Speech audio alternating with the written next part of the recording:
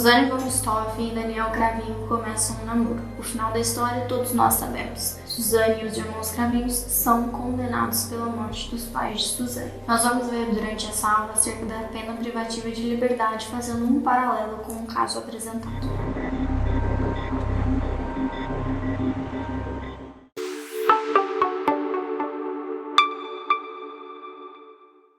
Bem-vindos à aula de número 6 do nosso curso, já passamos da metade e agora a gente passa numa parte mais prática, a gente passa a estudar as penas em espécie, as penas privativas de liberdade. Eu sei que as aulas passadas tinham muita teoria, principalmente a aula passada tinha muito detalhe para passar para vocês, pode ter sido um pouco difícil de acompanhar, não é tão interessante assim.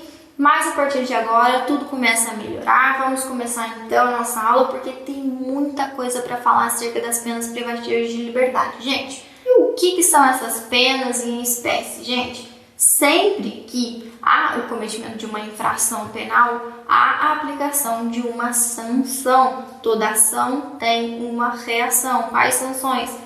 Penas ou medidas de segurança. Em relação às penas, elas podem ser privativas de liberdade, restritivas de direito ou de multa. Vamos começar pela pena privativa de liberdade.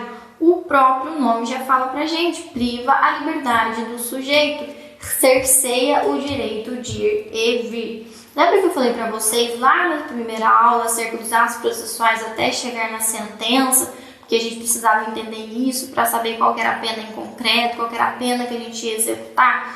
Eu havia comentado com vocês acerca da dosimetria, que tinha ali o sistema trifásico, primeira, segunda, terceira fase, circunstâncias judiciais do artigo 59, caso de aumento e diminuição, e agravantes e atenuantes. Vamos dar uma olhadinha aqui no artigo 59, porque ele é bem importante para a nossa aula, principalmente acerca das penas privativas de liberdade. O artigo 59, então, ele fala sobre a fixação da pena.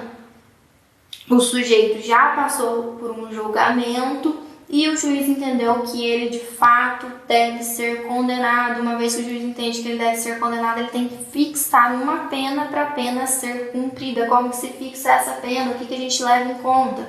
Primeiro, o juiz atendendo à culpabilidade, aos antecedentes, a conduta social, a personalidade, aos motivos, as circunstâncias, as consequências do crime, bem como o comportamento da vítima, estabelecerá, conforme seja necessário e suficiente para a reprovação e prevenção do crime, o que? O que ele estabelece aqui?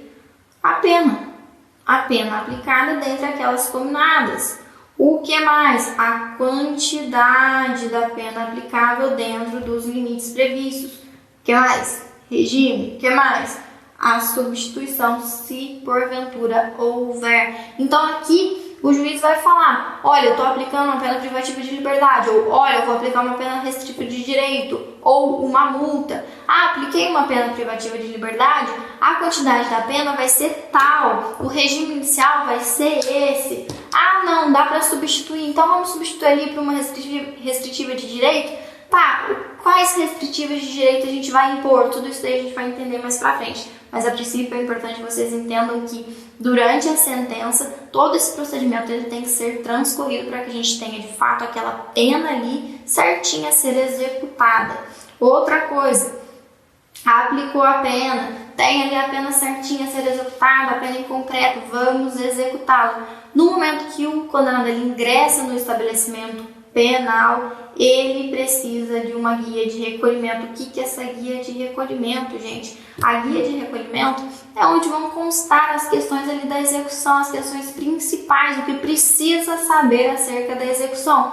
Por exemplo, o nome do condenado, a qualificação dele, o RG dele, a denúncia, a sentença, o trânsito em julgado, antecedentes, grau de instrução, quando que vai terminar essa pena, outras peças que julgarem cabíveis. Gente, a gente tem que saber quem que tá vindo aqui pra gente. Ah, é o fulano de tal, brasileiro, solteiro, tem a profissão, filiação, qualificar isso. Tem portador da cédula de identidade tal, inscrito no CPF tal. Enfim, a denúncia. Lembra que a gente, para ter a pena em concreto, a gente tem que ter todo um julgamento. Durante o procedimento a gente tem a denúncia, que é a peça inicial da acusação. Outra coisa, a sentença, a gente precisa saber o que o juiz determinou ali.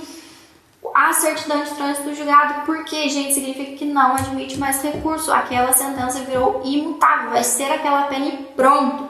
Seguindo, antecedentes, o grau de instrução dele, tudo isso aí para facilitar a questão da execução. A gente já viu alguns institutos aí que a gente precisa disso para aplicar, como por exemplo o trabalho do condenado. O trabalho do condenado vai levar em conta o grau de instrução dele, vai levar em conta as habilidades dele, como eu já havia comentado com vocês. Outra coisa, tem que falar quando que vai terminar essa pena. Afinal, até quando ele vai cumprir? A gente precisa saber. E, porventura, alguma outra peça processual que julgar incabível. Então, vamos lá, seguindo rapidinho aqui, porque a gente tem muita coisa para falar. Beleza. O juiz decidiu que ele vai aplicar uma pena privativa de liberdade, uma pena que cerceia o direito de ir e vir do condenado. Essa pena pode ser tanto uma pena de reclusão, uma pena de detenção ou uma pena de prisão simples. São chamadas as espécies de pena privativa de liberdade. Beleza, Ana Cláudia, mas o que é isso aí? Dá uma olhada no Código Penal de vocês, vocês vão ver lá. Consta pena de detenção de tantos a tantos, pena de reclusão de tantos a tantos, pena de prisão simples. Deem uma olhada. Vamos supor, artigo 121, tá lá, matar alguém, qual que é a pena? Vai estar lá qual que é a espécie de pena, gente. Deem uma olhada. Pra que eu preciso saber disso? Simples. Se o juiz aplicar uma pena privativa de liberdade e essa pena for uma pena de reclusão, o regime será um regime fechado, semiaberto ou aberto. Inicial pode ser qualquer um desses daí. Agora, se for detenção, aí não fala assim em regime fechado, é só o semiaberto ou o aberto. E, por fim, se for uma prisão simples, não admite regime fechado, nem quando dá regressão. A gente vai entender isso um pouquinho mais à frente. Beleza, Ana Cláudia, eu já entendi que se aplicada uma pena privativa de liberdade, ela pode ser tanto de reclusão, detenção e prisão simples, e a depender dessas espécies aí, a gente vai ter ali um regime inicial, seja ele fechado, aberto ou semiaberto. Mas o que são esses regimes? Vamos lá. O que é o regime fechado, gente? O regime fechado significa que o indivíduo que está cumprindo a pena privativa de liberdade vai cumprir ela em um estabelecimento de segurança máxima ou média. Outra coisa que precisa falar aqui, se o condenado ele teve uma pena superior a 8 anos, o regime inicial é obrigatoriamente esse regime fechado aqui, então ele vai ficar num estabelecimento de segurança máxima ou média. Estando no regime fechado, ele será submetido à realização do exame criminológico. Já falei sobre o exame criminológico aqui para vocês. Falei também sobre essa questão do trabalho. Em regime fechado, o trabalho ele pode ser tanto interno quanto externo, nos casos de serviço ou obra pública. No regime fechado também tem a previsão de estudo. São todas as características do regime fechado. Beleza, Ana Cláudia, mas ele foi condenado a um regime semiaberto. O que isso significa? Regime semiaberto significa que ele vai cumprir em qual estabelecimento? Na colônia agrícola ou industrial, que eu já comentei aqui com vocês o que é. Outra questão, não sendo reincidente e tendo uma pena superior a 4 anos, mas que não exceda a 8, o regime inicial de cumprimento de pena vai ser esse regime aqui, o regime semiaberto, portanto ele vai estar em uma colônia agrícola ou industrial. Aqui também tem a previsão para a realização do exame criminológico. Lá no fechado é obrigatório. Outra coisa, aqui também pode ter trabalho interno, trabalho externo, aqui também a previsão do estudo, não há novidade. Último, regime aberto. O que é o regime aberto, gente? O regime aberto é quando o condenado pode cumprir a pena em qual estabelecimento? Na casa de albergado ou similar. Vamos supor que esse condenado ele não é reincidente e a pena dele foi inferior ou igual a 4 anos. O regime inicial de cumprimento de pena vai ter que ser nesse aberto aqui. Logo, ele vai cumprir na casa de albergado ou similar. Aqui, tanto o trabalho quanto o estudo do condenado são externos. O recolhimento se dá no período noturno. Gente, O regime aberto ele é pautado na autorresponsabilidade do condenado. Por isso que diz que o trabalho e o estudo são feitos fora desse estabelecimento aqui, fora da casa do albergado. Seguindo, temos que falar ainda acerca do sistema progressivo. Ana Cláudia, o que é sistema progressivo? Sistema progressivo significa que o condenado ele vai ter uma progressão de pena pelo mérito e uma regressão de pena pelo demérito. O que é progressão? O que é regressão? Progressão, você passa de um regime mais rigoroso para um menos rigoroso, melhora a sua situação. Regressão, em contrapartida, é você passar de um regime mais brando para um regime mais rigoroso. Aqui está piorando a situação do condenado. Percebam que se há mérito, ele progride, a situação dele melhora. Se há demérito, ele regride, a situação dele piora.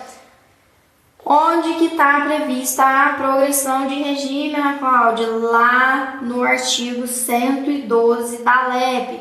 No artigo 112 da LEP, a gente consegue ver direitinho quais que são os requisitos que esse condenado precisa cumprir para progredir de regime. De uma forma bem breve aqui, explicando para vocês. A progressão de regime se dá com a observância, primeiro, de um critério temporal. O que é esse critério temporal?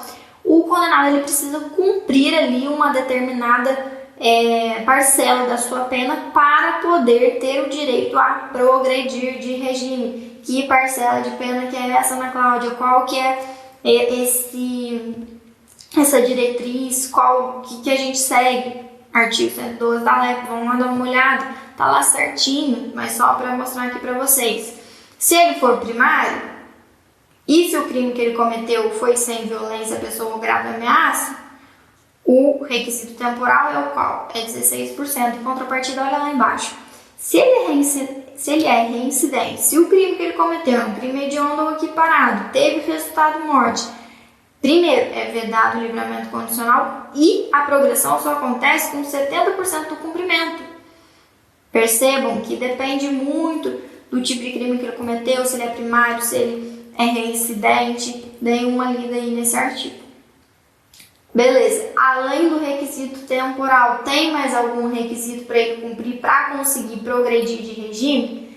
Tem, é um requisito ligado ao mérito, que significa o bom comportamento carcerário a ser atestado pelo diretor do estabelecimento. Ah, mas a gestante cometeu crime ou cometeu crime contra a administração pública. Tem requisito especial, dei uma olhada lá no artigo 112 que está lá certinho para vocês quais são esses requisitos. Seguindo, vamos falar acerca da regressão. A regressão está lá no artigo 118 da LEP. Quais são as hipóteses de regressão? O que faz um condenado ir de um regime menos rigoroso para um regime mais rigoroso? Vamos ver a prática de fato definido como crime doloso ou falta grave. O que mais? Ele sofrer alguma condenação por crime anterior, cuja pena somada ao restante da pena em execução torna incabível o regime. Gente, praticou algum outro crime doloso? Regride. Praticou falta grave? Regride. Ah, mas ele sofreu a condenação, só que foi por um crime que ele cometeu anteriormente. Beleza, mas se a gente somar essa pena, tem como ele ficar no regime que ele está hoje ou não? A gente viu lá antes. Quais são os critérios?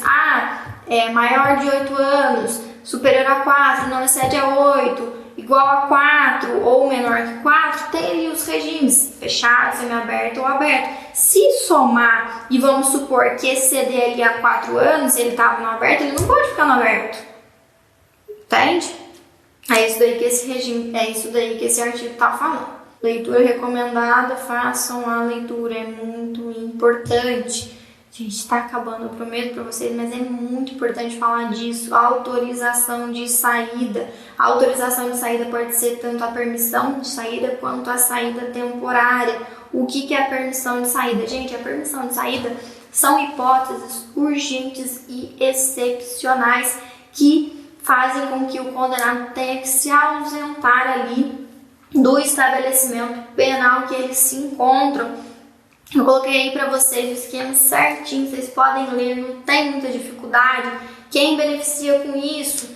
Quem está em regime fechado, semiaberto, quais são as hipóteses? Ah, faleceu o cônjuge, ou o companheiro, o ascendente, o descendente, o irmão, ainda eles estão com alguma doença grave, ou o próprio condenado precisa de um tratamento médico. Tudo isso daí permite a saída. Quais são as características? É o diretor do estabelecimento que vai conceder a saída, terá a duração necessária, a finalidade da saída. Gente, como são situações excepcionais, situações urgentes, não fala-se uma prévia comprovação, uma documentação, não. O diretor, ele analisa o caso concreto e deixa o cara sair. Presta atenção, lembra que eu falei para vocês que a natureza jurídica da ação penal, da execução penal é mista? Porque tem ali uma parcela de contribuição do administrativo. Percebam, gente, quem dá a permissão de saída, quem concede a permissão de saída é o diretor do estabelecimento. Olha aí, o administrativo aqui é eminentemente judicial, mas tem uma parcela muito significativa também em relação ao administrativo. Seguindo, o que é a saída temporária? O próprio nome já diz, é a saída por um determinado tempo.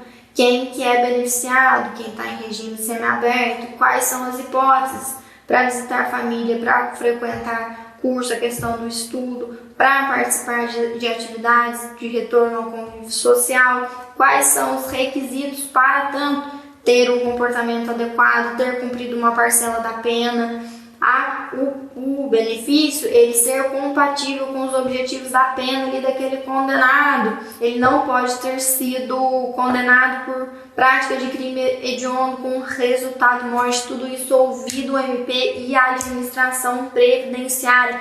Se concedida a saída temporária, algumas condições têm que ser cumpridas. Quais condições são essas?